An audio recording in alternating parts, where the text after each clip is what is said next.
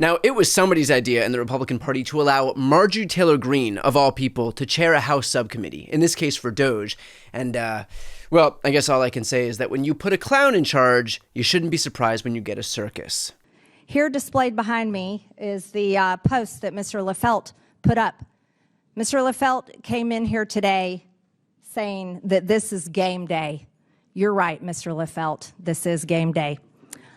Under the Ted Stevens Act, USA Fencing and other national governing bodies that are authorized to oversee individual sports on a national level have a certain obligation.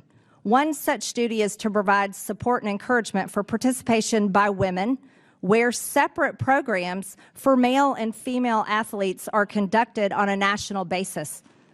Another statutory duty is to promote a safe environment in sports that is free from abuse of any amateur athlete, including emotional, physical, and sexual abuse. Mr. Lefelt, as the board chair of USA Fencing, surely you are aware of these legal requirements. That means you believe that forcing a woman to compete against a biological man promotes a safe environment that is free from emotional abuse. Is that correct? One moment. A point of order, please, Madam Chair. You're not. Okay, Madam Chair, I have a point of order. The document that you have up behind you is a misrepresentation of the actual post. It appears that you're trying to misrepresent a witness here who you use subpoena powers against. This is not Ms. Stansbury. Ms. Stansbury, this is not a point of order. The actual picture. Ms. Stansbury, you're not recognized. Ms. Stansbury, you're not recognized. Ms. Stansbury, you are not recognized. Madam Chairwoman. You are not. This is not a point of order. Ms. Stansbury, this is not a point of order. What this committee does. You are misrepresenting the witnesses. You are misrepresenting policy. You are misrepresenting. Ms. Stansbury, you're not recognized. You're not recognized. That's not a point of order. You're abusing the rules of this committee. This is the post of Mr. Lefelt that he posted himself on his own social media. First of all, that Democratic lawmaker is Melanie Stansbury, and you should know her name because she is a fighter and a badass. Second of all, there is just some poetic justice in watching Marjorie Taylor Greene's own tactics get used against her. I mean, I'm old enough to remember this. Some of my Republican friends want to take the economy hostage. I get it, unless I agree to their economic plans. All of you at home should know what those plans are. Instead of making the wealthy pay their fair share, some Republicans want Medicare and Social Security to sunset. I'm not saying it's a majority. Let me give you, anybody who doubts it, contact my office. I'll give you a copy. I'll give you a copy of the proposal. That means Congress doesn't vote. And I'm old enough to remember this. Not really.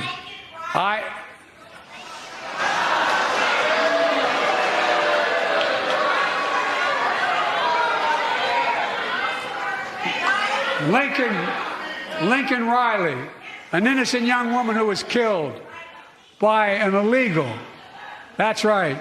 But how many of the thousands of people being killed by illegals? To her parents, I say, my heart goes out to you, having lost children myself. I understand. So tell us, Marjorie, is it perhaps annoying when people interrupt you, when you want decorum and you can't get it? When people call for order and somebody else keeps interrupting over and over and over? Please do tell us how frustrating that is, because I, for one, would love to hear you make that complaint for the rest of my life. Now, as far as this specific subcommittee is concerned, this is apparently the Doge subcommittee, and so naturally there is a hearing on trans athletes in sports, because what else would the Department of Government Efficiency talk about other than trans athletes? Apparently not the fact that Doge was supposed to eliminate $2 trillion in waste, fraud, and abuse. But we set up Doge. Yes. How much do you think we can rip out of this wasted $6.5 trillion Harris-Biden budget? Well, I think we can do at least $2 trillion. Yeah! Yes. $2 trillion. Which, of course, went to $1 trillion. Our goal is to reduce the deficit by $1 trillion.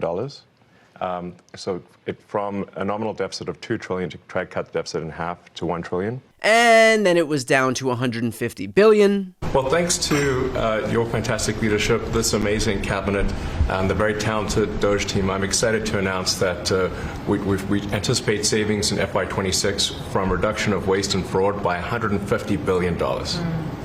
And and some of it is just absurd, like people getting unemployment insurance who haven't been born yet. I mean, I think anyone can appreciate whether, come on, that's just crazy. Some of these things, people ask me, like, well, how are you going to find waste and fraud in the government? I'm like, well, actually just go in any direction. That's how you find it. It's very common. it's, as the military would say, target-rich environment. So I think we're doing a lot of good in excellent collaboration with the cabinet to achieve these savings. And it will actually result in better services for the American people, and that we're going to be spending their tax dollars in a way that is sensible and fair and good. And then it was revealed that his cuts actually cost taxpayers $135 billion, which means we're now down to $15 billion in savings from a promised $2 trillion. That is 0.75% of the promised savings. If I was in charge of a subcommittee on a commission that failed to deliver on 99.25% of what it promised, a hearing seems like a pretty good place to start to discuss exactly that. And yet instead, we get the very, very relevant topic of trans athletes. Why? Because Republicans want to rerun their winning playbook from the 2024 election. They are so desperate to continue beating you over the head with trans athletes that they will shoehorn it in wherever they can. If that means in a hearing about government efficiency, then clearly, so be it. And I want to say something to the Trump voters who saw the issue of trans athletes in the 2024 election and for whom that may have impacted their vote. Do you understand now what that issue is? It's not because they actually give a shit that all of, 10 people in the NCAA are trans? It's because it's a convenient distraction for them. It is a cudgel they can wield against Democrats because it's a shiny way to deflect attention away from actual issues that impact you. Right now, the market is in correction territory, we're likely in a recession, costs are surging, the shelves are weeks away from being empty, and yet they think you are so easy to fool that they are holding a Doge hearing on trans athletes?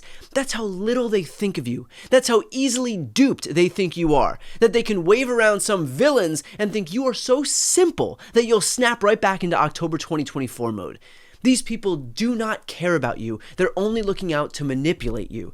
This committee hearing is a testament to exactly that. Before you go, if you enjoyed this content and you want to see more and support independent media, please subscribe to this channel. The subscribe button will be right here on the screen.